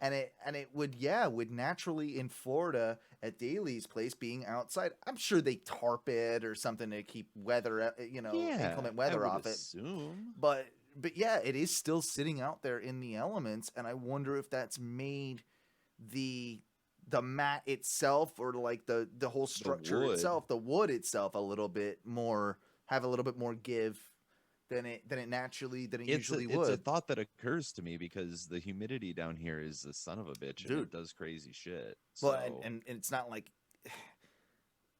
no An one was ever anticipating this shit. So Well, like right, they exactly. weren't probably ever anticipating that ring would sit there for 8 goddamn months or whatever it is. do That you think they've swapped it out at all?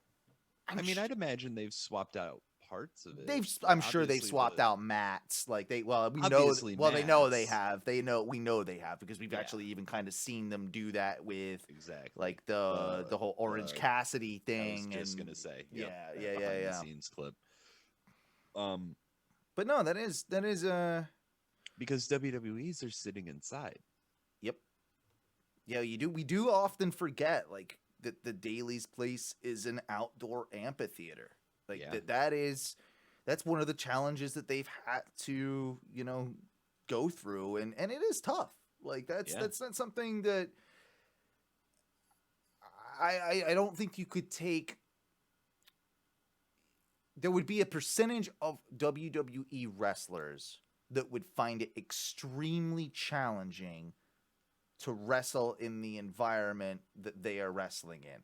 Yes. Maybe some of the guys that have come from the indies, gone through NXT, those guys would probably adapt okay.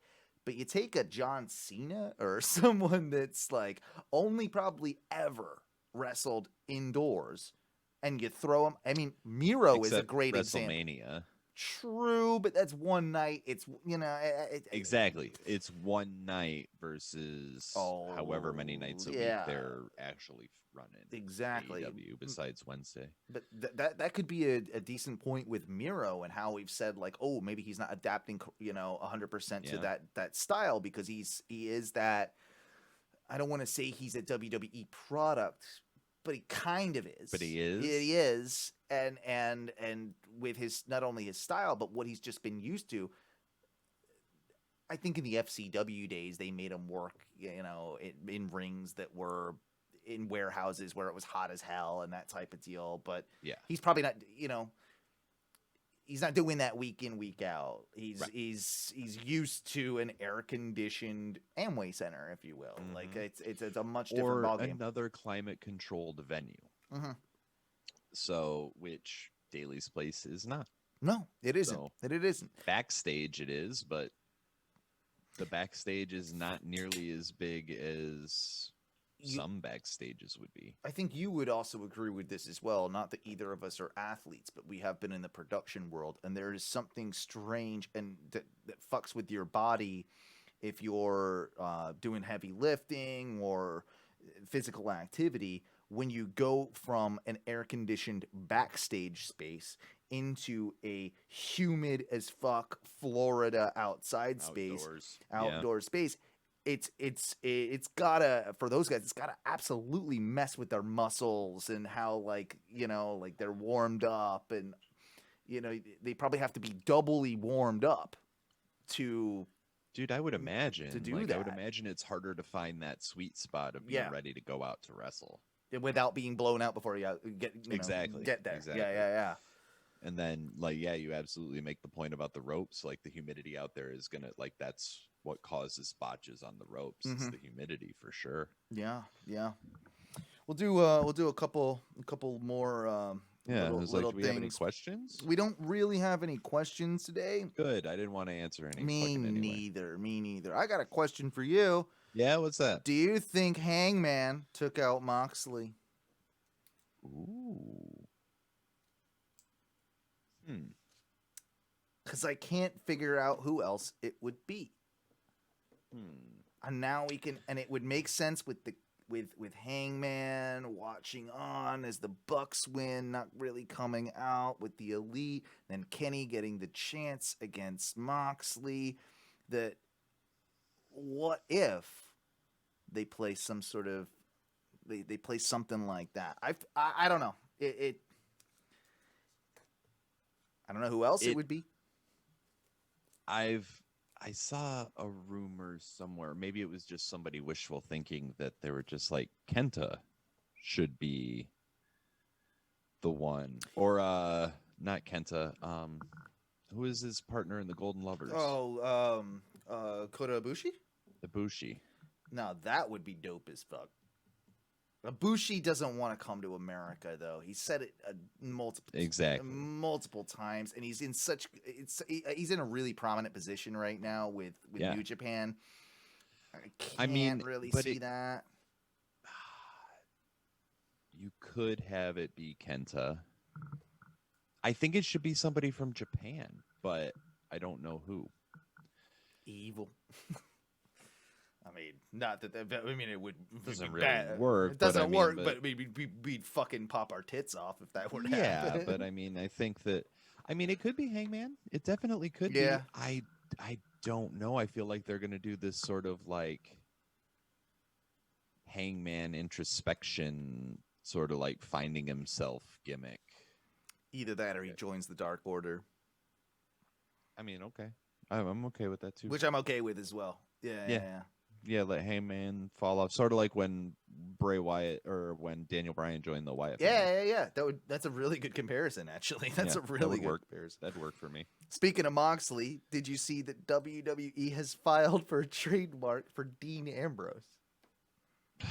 Okay. I mean, I'm sure there's reasons. Did they not already have that fucking trademark? I guess they probably did. They were probably renewing it, I would assume. That's what I would think. Maybe it's for video games, but still, you got to use his likeness. So I don't know how you get away with that.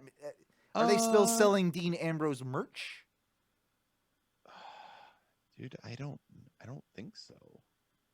It struck me as odd though, that of all, like, really, you're gonna okay, because it does not seem likely to me that he will ever be back in that company. Nope, doesn't seem too likely to me either. It seems like he is pretty not interested in that. like at all. Who?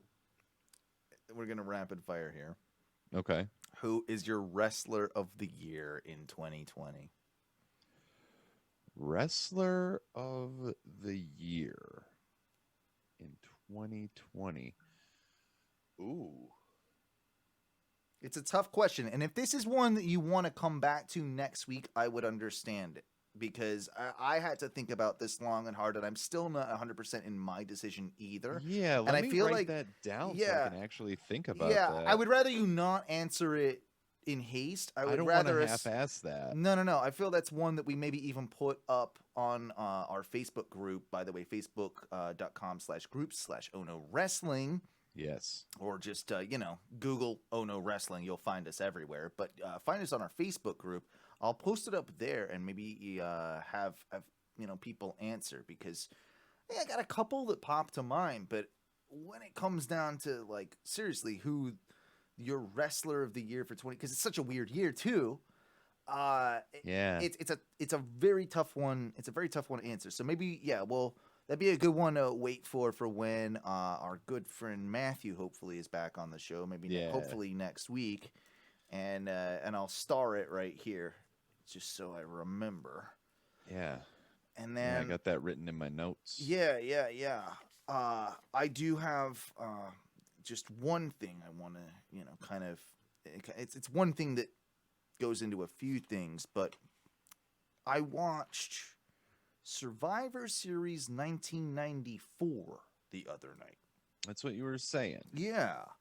And there were a couple of, like, huge things that I noticed. I think I watched about 60% of the pay-per-view.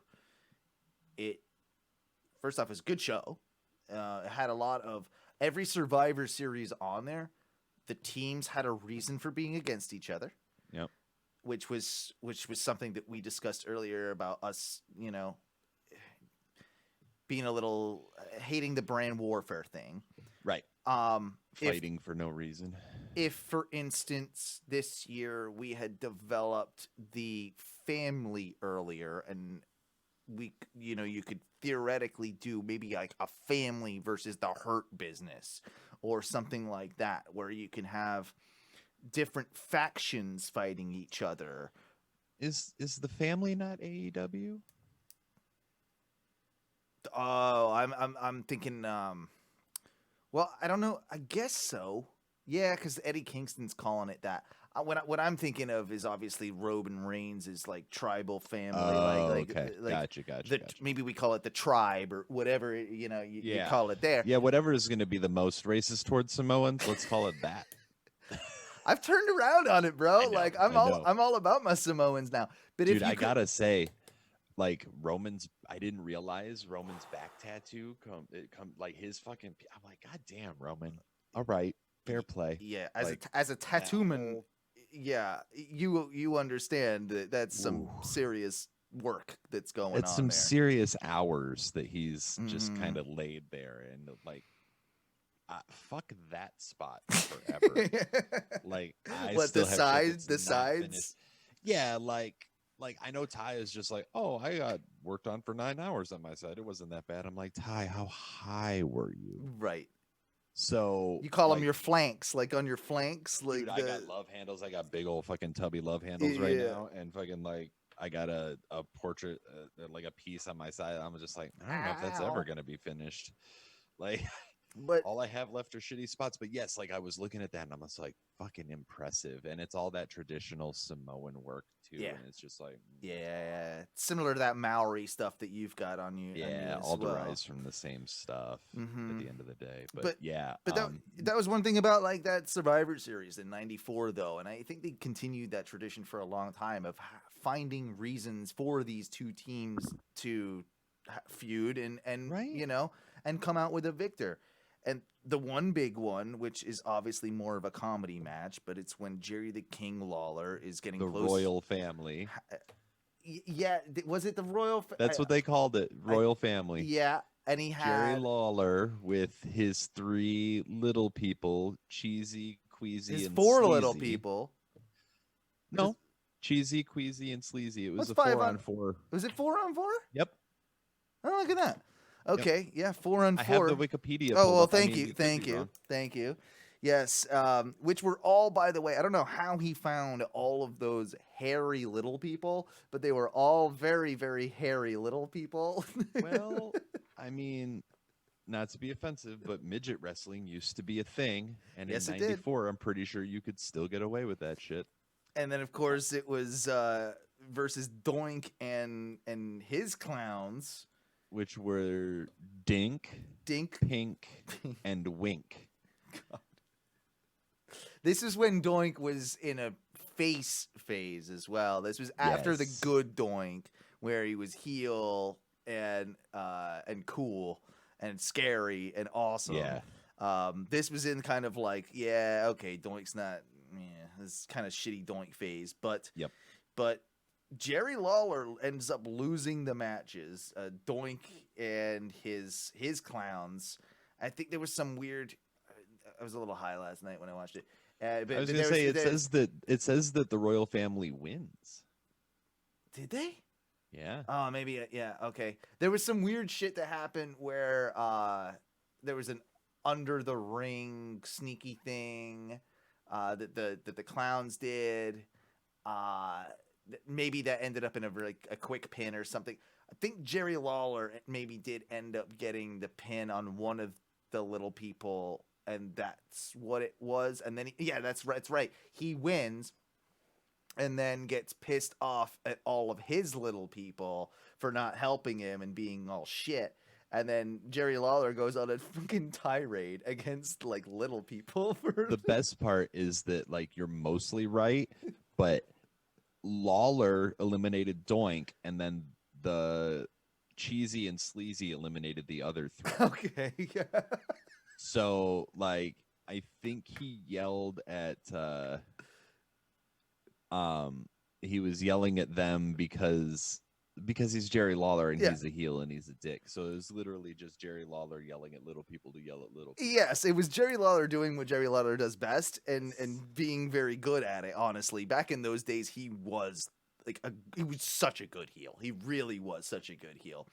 And one of the things I noticed and I just took note on, and it made me think like, oh, wow, that should happen more, because I remember it happening all the time when we grew up in wrestling. But after the match, he called for the microphone and did I think wrestlers need to do that more. After they the win a post-match match, the promo? post-match promo would I think that would go over a lot better. Like Roman could do that right now after he defeated somebody, or like anybody you're really trying. It's better, of course, it's a heel thing more than it is a face thing, but you could absolutely do that more. And I think it's more powerful than the backstage segment that's so produced. Like I would love to see more of that in wrestling in general. I think you're more likely to see that in AEW because I think They've done in it a WWE, few times. But in WWE, everything is so scripted. They can't get and away there's with that. very yeah. few people who are capable of actually cutting an unscripted promo Yep. after, like, while their adrenaline's running and they just got done with a match. Like, not everybody can do that. No, you're absolutely right. Other thing I noticed from Survivor Series 94 was we had the Bob Backlund versus Bret Hart match. This Mr. is the Backlund. match. This is the match where Backlund ends up beating Bret Hart Yeah. for the title.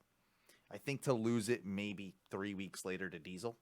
Diesel I in wanna like 7 seconds. Yeah, at a house show or something, wasn't it? Madison Square Garden. Madison Square Garden, so it's like in But between still in between a house show and a full yeah, in between a house show. But here's what's cool about that one. You've got Bret Hart and with the British Bulldog in his corner, and it's this is also something that they could easily bring back, and they never really said what the stipulation was. They didn't call it an I Quit match or anything like that. It was a submission match, apparently. Is that what they called it? Okay. Yeah. So it was a submission match in which British Bulldog in Bret Hart's corner had a towel And Owen Hart, who is the Rocket playing heel against the Hart Foundation at this point, is in Backlund's corner, has a towel. And it was all, the psychology was all having the person on the outside, throw in the towel for them. Towel. Yep. How have we not seen that? Like, really ever? I mean, I can't think of another time that it's happened. Like they've thrown in the towel a couple of times. Yes, but there's never been like that. Yeah, I don't know. It just felt like, oh wow, this is a missed opportunity. It's all this stuff that when you go back and watch some wrestling from the past, you realize like there's so much that they can still do that would just for a night feel fresh, if they were to do something like that with the two right people that are two submission specialists with the chicken wing and the sharpshooter. And, that's why the match was a submission match, clearly, like based on those two people. Why couldn't you do that with two submission specialists today? And it develops more story. The whole thing, like there's a whole bit where Stu and I can't remember Mama Hart's name is, but they're Helen. Was it Helen? Yeah, they're both in the audience, and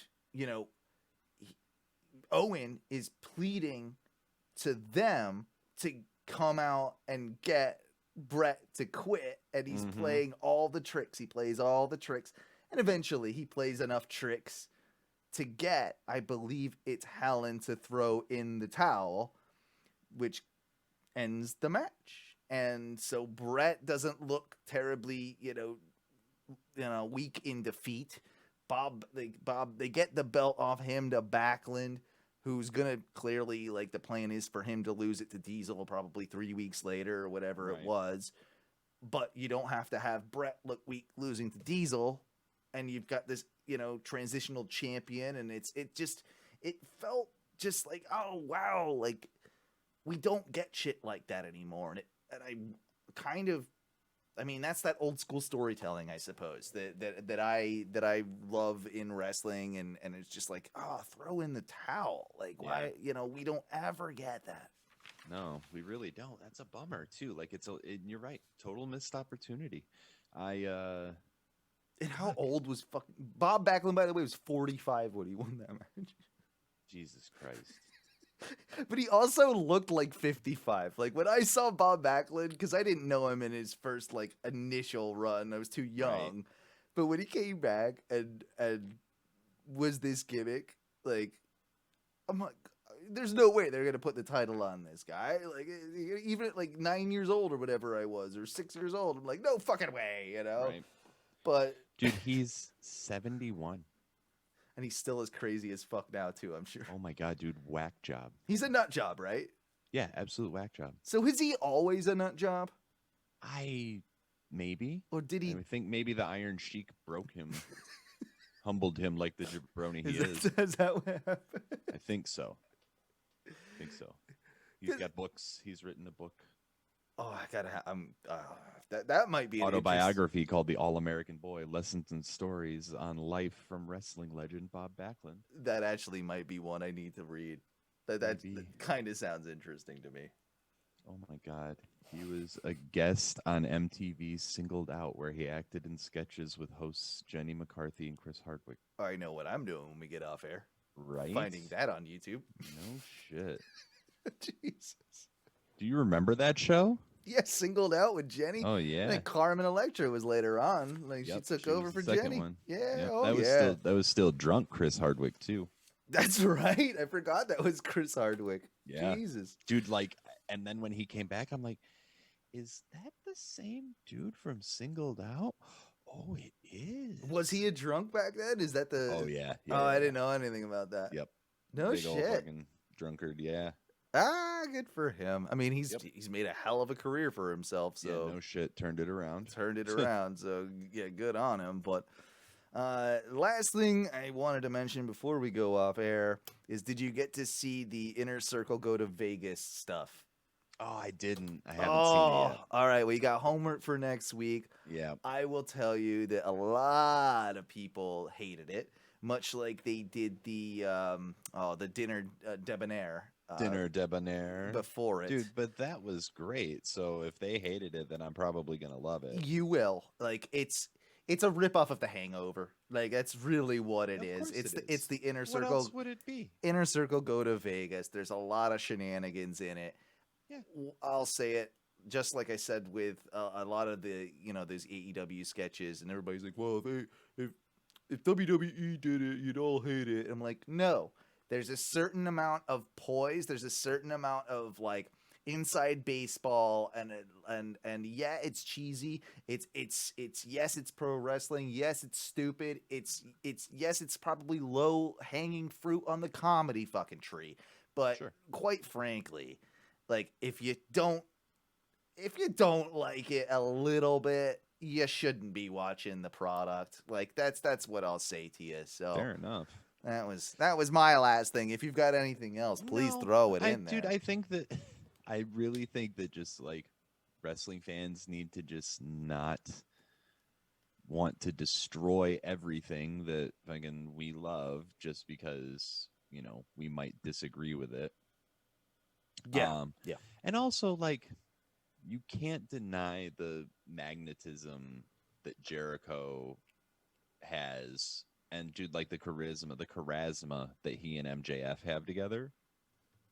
Oh, it's great. So good. It's so good. So It's good. so good. I Just remember. I just remember one last thing. I'm very, very sorry. Oh yeah, perfect. It's kind of sad. There was an indie wrestler that passed that I just want to give my respects to. Cameron Wellington, a 19-year-old UK indie wrestler, passed away due to COVID-19. And this is scary because the dude was diagnosed with coronavirus just last Tuesday, and by Wednesday night, his mother had to rush him to the hospital in Walsall, England. He passed away just 48 hours after testing positive. So our love to their family and our love to all of that. Sorry, that's the situation, and it sounds like this guy actually had he's only 19 years old. And right. But here's my thing, and not to take away from this, Mhm. but when it was posted in the group, no disrespect. Yep. Why would I have heard about this? No, I had not. Like, we had to dig. We did. To find it. Like this was not like an easy story, unless there's something that we've missed in the last 2 hours. Well, in the time that we've been on air, the person that posted and the person that posted basically just asked, "Did you guys see who passed away last week, or passed away today?" And of course, we're like, "No, like there hasn't been any major news." Right. Someone responded, and another person responded with this article to this indie wrestler, and that sucks. Yeah. It turns out that the person that originally posted this thought that Luna Vachon died today, and she died in 2010. So that's where that was coming from. So jabroni, stop trying to jabron me.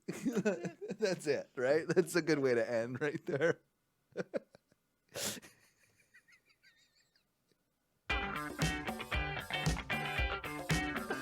God damn it, Stinson.